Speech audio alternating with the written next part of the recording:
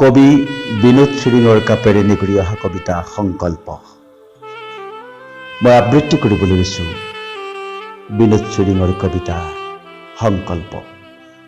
নোৱাৰো ৰামৰ দৰে বধিব কিম্বা হনুমানৰ দৰে পৰ্বত দাঙিব, তথাপি নকৰ কুণ্ঠাবো সময়ৰ লগত যুঁজি যুঁজি প্ৰাণ আহুতি দিয়া হে বীৰ শ্বহীদ, প্ৰণাম তোমাক।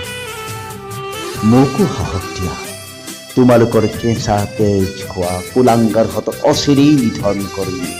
এয়া মোৰ প্ৰতিজ্ঞা, এয়া মোৰ দৃঢ় প্ৰতিজ্ঞা। আৰু জানা, মোৰ দৰে এতিয়া হাজাৰ হাজাৰ জোৱানৰ দেশত উঠলি উঠিছে ৰক্তৰ কণিকা, ক্ষোভত গৰজি উঠিছে সাধাৰণ জনতা।